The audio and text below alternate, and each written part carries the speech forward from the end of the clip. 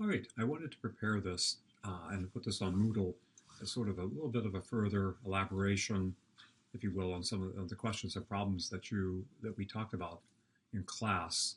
For the most part, I was pretty happy with the explanations that you guys came up with. They were really good, in depth. So, in that sense, please keep up the good work. And so I'll kind of move through the questions pretty quickly. For the most part, you have, with the solutions here that I'm going to put on Moodle, pretty much a detailed explanation of them. Please, if you have any questions about anything that's confusing to you with respect to the questions or problems, ask me in class or stop by my office. I'll be glad to explain that.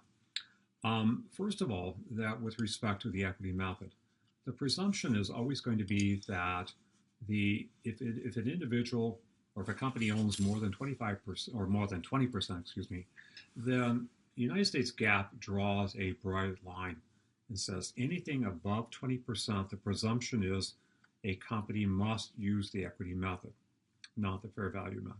Okay, above 50%, they would have to go to consolidation.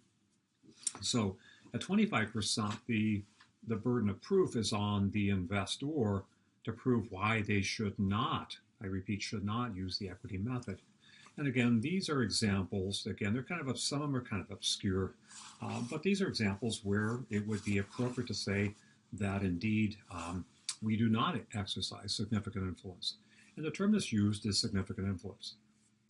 You'll see a little bit later on, we get to ISB, under international standards, they do not set bright lines. They do not talk in terms of percentages. They just say, well, at the point that you exercise significant influence. And the part of the auditor of the company, they may view it as 17, 18%, maybe 22, 23%, but no bright lines. And I think probably the one, see if I can find it here. I can't find it here all of a sudden. The major one would be, if you own 23 or 25% and somebody owns 75%. At that point, you can't exercise significant influence. The other would be, well, you try to get somebody on the board, you try to influence dividend policy, and you fail. In that case, even though you have 25%, you're not able to demonstrate objectively that you are that you can influence a company. Now, the criticism of the equity method, okay, it basically you're recognizing income that you may or may not ever realize. Now, the assumption is what allows you to do this is that you pick up your proportion of income, but the idea is that over the life of this investment, that you'll make that up in terms of dividends. The reality is usually the dividends are significantly less than that, okay? So there are criticisms. We're not going to make a huge issue out of it, but keep in mind that not everybody is particularly thrilled with the companies using the equity method. Okay, now number 8, the issue of other comprehensive income. Well, other comprehensive income is a different type of income.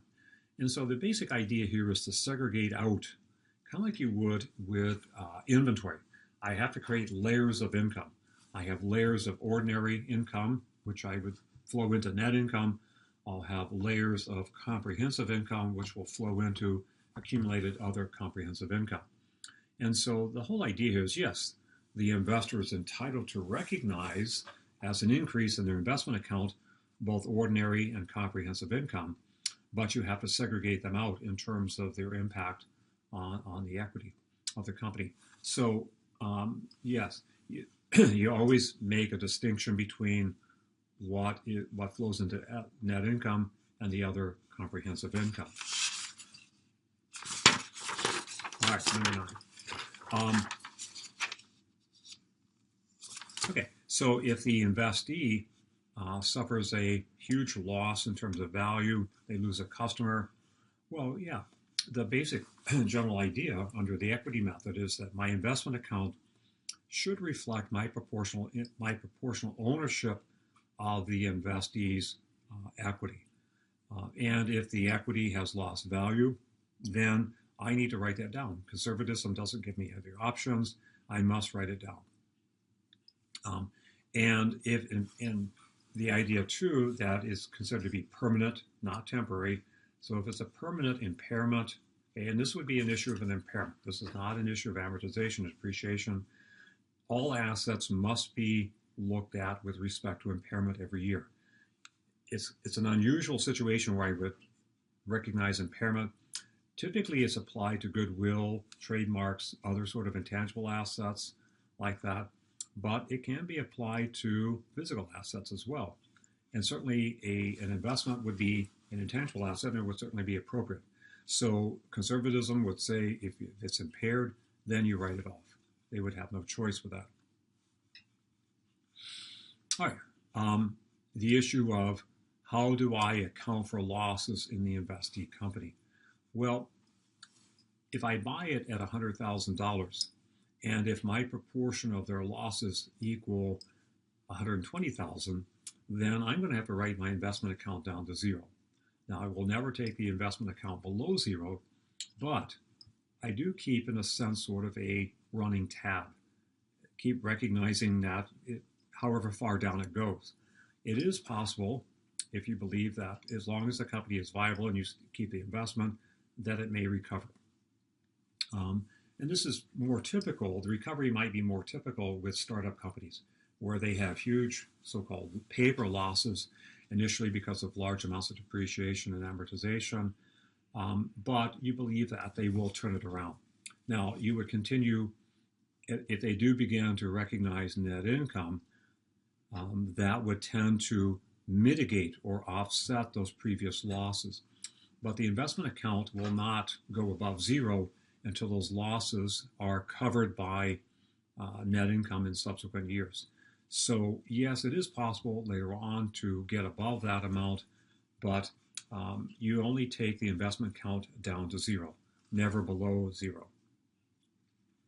Upstream, downstream sales, just simply the direction. Downstream from the investor to the investee, upstream from the investee to the investor. Okay, so it's just sort of a designation in terms of sales. Now, as far as the issue is going to come into play when we look at in terms of consolidation. Likewise, too, in here in the equity method, there are times when if you made a downstream sale between the investor or the investee of inventory, and the investee has not sold all that inventory, then yes, that the investor company is going to be required to pull out a little bit of that gross profit that's sitting in there and reduce its investment account. So sales between, let's call it parent and subsidiary, they're considered to be valid sales. But when it comes time to prepare the end of the year financial statements, any inventory that's left over from that, the inventory itself is going to be there. It's going to have to be adjusted. And any profit that was recognized on sales between related companies is going to perhaps have to be adjusted. And we'll see that more so when we get to consolidation. All right. Now, with respect to the conceptual questions that we have here, 1 through 5, I'm not going to say a whole lot more about those. They're pretty self-explanatory. But the one I would like to talk about is number 4. And it kind of goes back to, I wasn't real crazy about the answer I gave you, so I thought I'd go back and just double check on a couple things, just to make sure I'm giving you the straight scoop. If you look on page 22 and 23, when they talk about fair value reporting, it's kind of an obscure point of accounting gap, you might almost call sort of accounting trivia.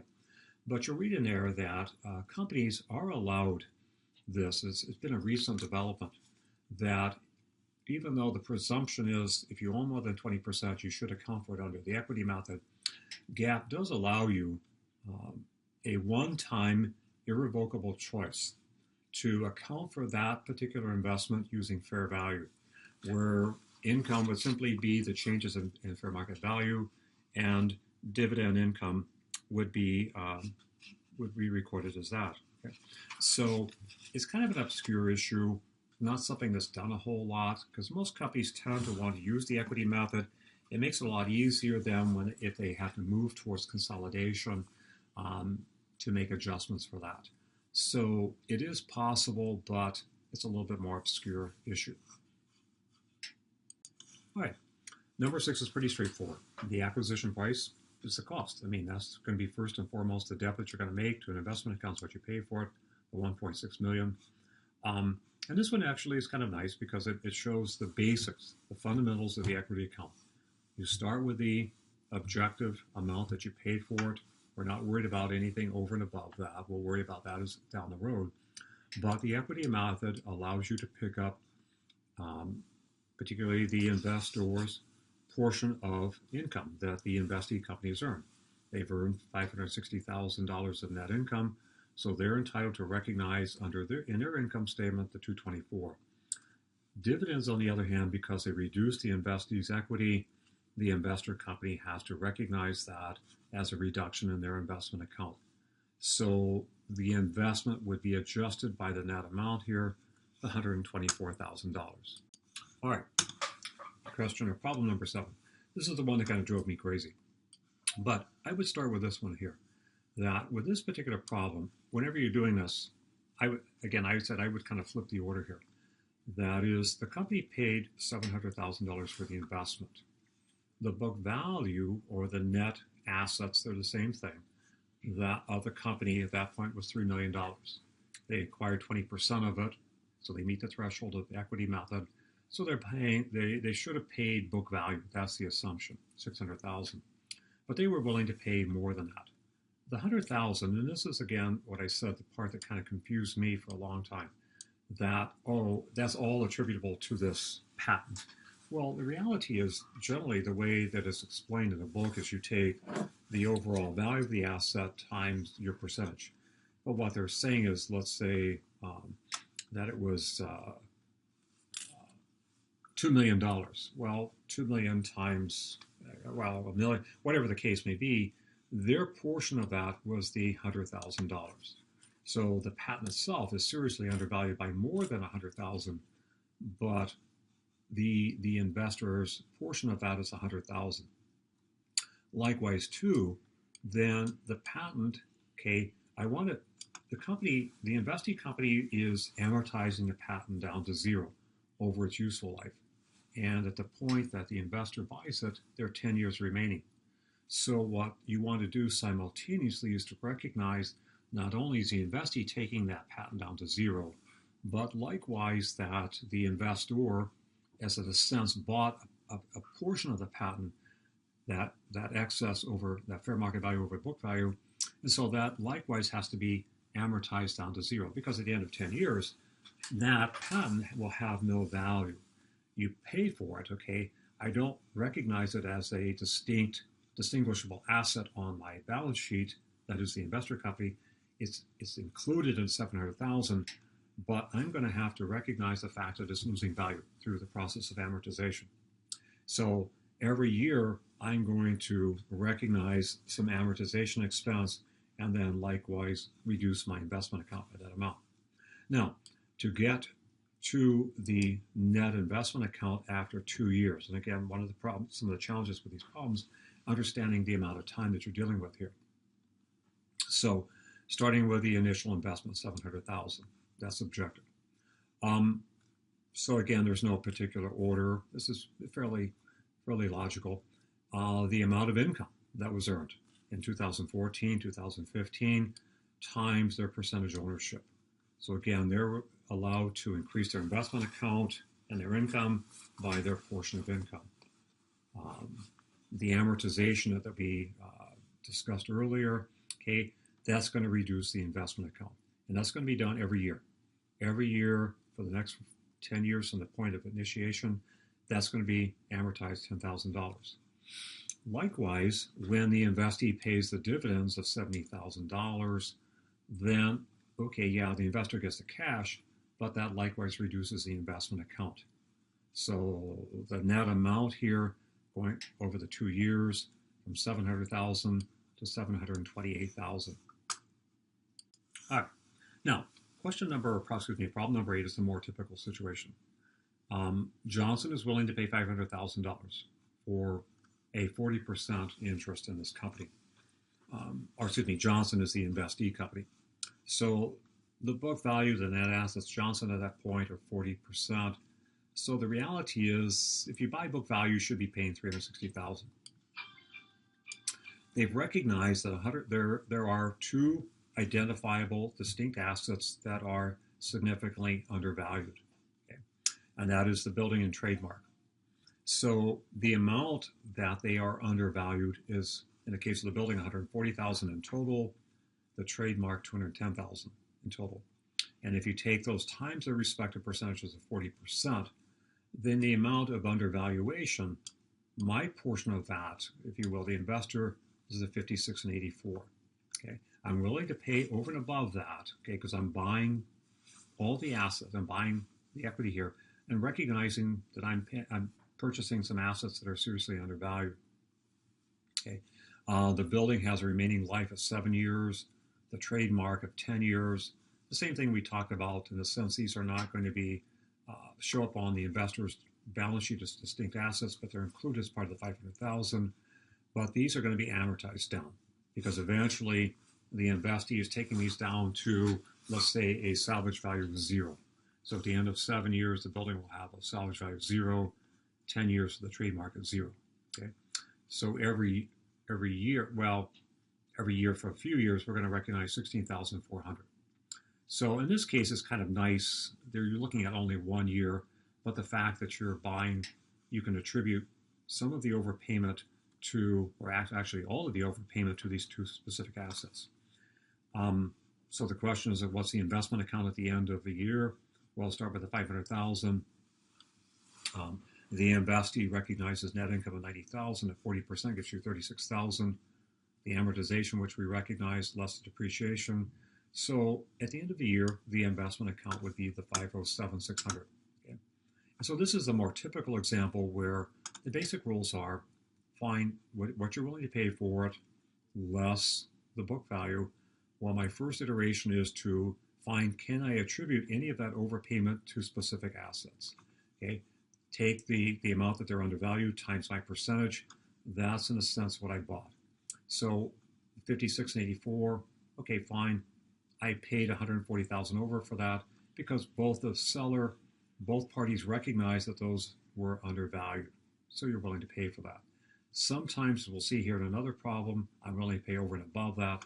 That would be considered to be goodwill. Okay, number 9 looks a little bit more complicated than what it really is. So you kind of take it piece by piece, and it makes it a little bit easier to kind of look at. So the first question here is, okay, what happens to the purchase? Well, okay, what we're told objectively is that they're paying $600,000. But again, objectively, what we know is that they're buying 40% of the stock of the company. The company has a book value where the net assets are valued at $1.2 million. So in a sense, they're buying book value of $480,000. The excess of over is the $120,000. In this particular case, they're very specific. You cannot identify any specific assets that you can attribute that $120,000 to. So therefore, the amount, the $120,000, has to be attributed to what would be called goodwill. Goodwill has an indefinite life. It is not amortized. It is, you look at it each year and decide if it has been impaired. So the acquisition of goodwill is implied in the investment account. It's not, again, a separable asset. And in subsequent years, if I decide, oh, no, that goodwill has been impaired, I would be forced to write down my investment account. Okay? So year by year, I just simply leave it there. I don't recognize any kind of amortization with that. So again, in this particular case, starting with the initial investment of $600,000, we're looking at 3 years that things have happened. And in this case, the only thing that's really happening is income and dividends. Because all of that overage is attributable to goodwill, there is no amortization. So it's just a matter of adding your portion of net income, subtracting their portion of dividends, and it's going to be the same each year, 56 and 20, 56 and 20. Then at the end of, at the end of the 3 years, from beginning of 2014 to the end of 2016, the investment account would have grown from $600,000 to $708,000. All right.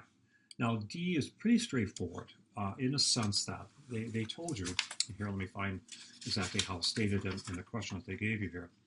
It says Perez applies the equity method to 25% investment. They sold goods with a 40% gross profit. It says Senior sold all these goods in 2015. All right. Now, the operable term here, they sold all the goods to outsiders. They're not holding any of the inventory internally from either an upstream or downstream sales. So therefore, okay, all of the gross profit is allowed to be recognized in the year of that. I don't have to make any kind of deferral adjustment, okay, which gets to the answer D. Why? Because it was sold, all the inventory was sold to an outsider. If some of that inventory was held back, it wasn't sold, then we'll see in a couple of problems here, I'm going to have to make an adjustment. I'm going to have to recognize that deferral and pull it out of the investment account.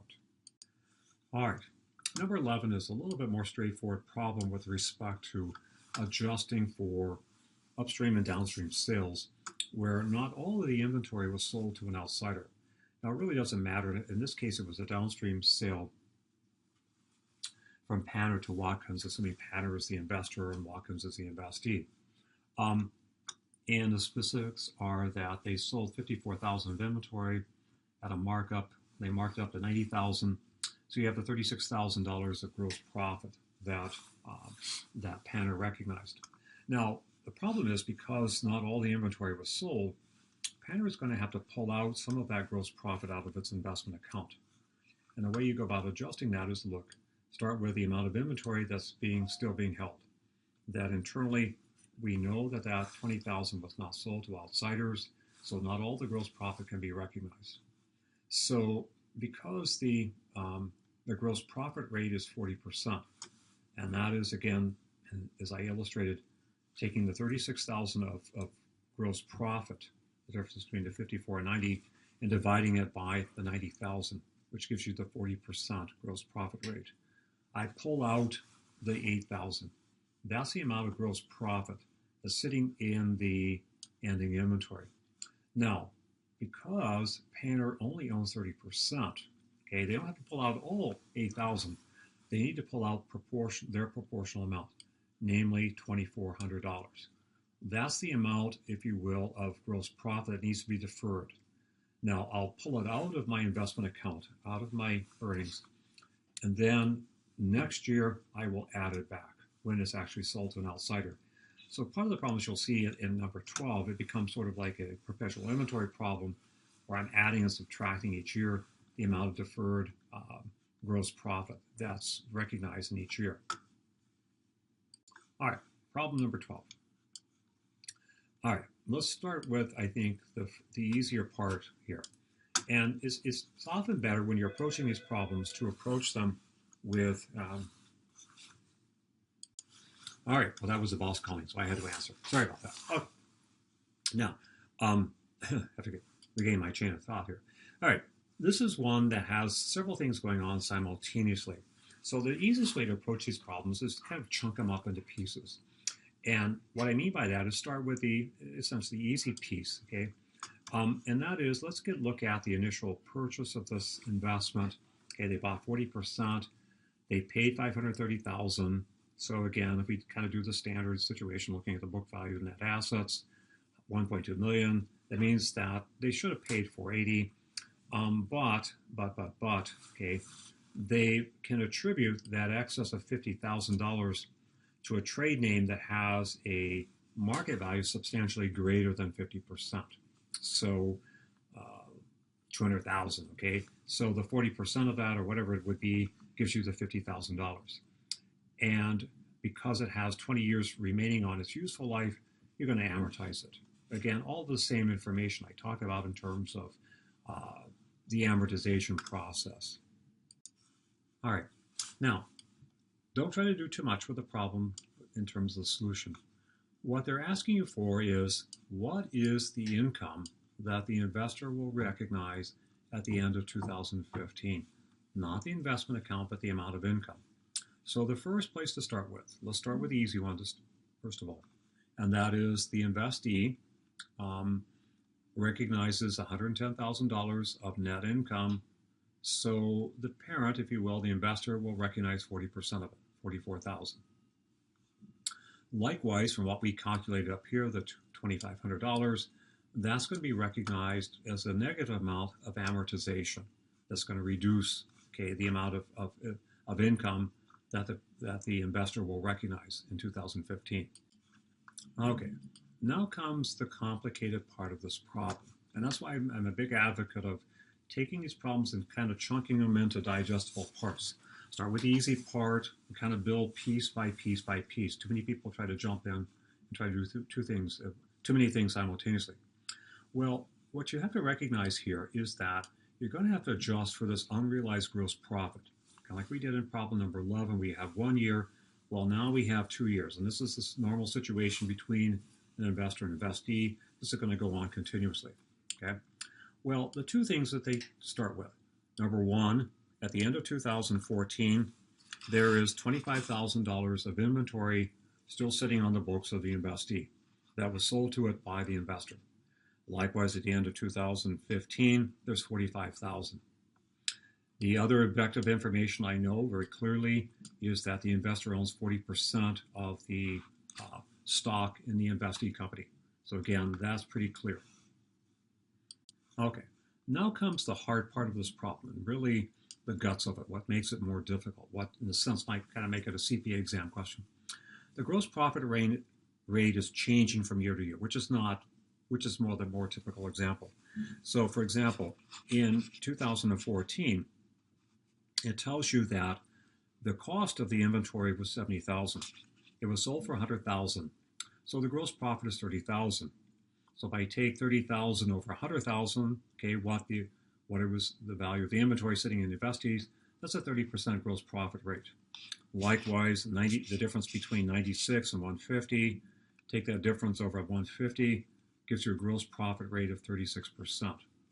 Well, again, just like we did up above, if I multiply these numbers out, 25,000 times 30% times 40%, I get 3,000. Okay, 45,000 times 36% times 40%, I get 6,480. Now, the question here is, are they positive or negative? Well, the $3,000 was recognized as a deferral at the end of 2014. It was actually removed from the income, or actually reduced the investment account and reduce the income that was recognized. So because it now has been sold by the investee company, it now can be recognized as income because it's been sold to an outsider. Now I want to do the same thing with this that I did at the end of the year.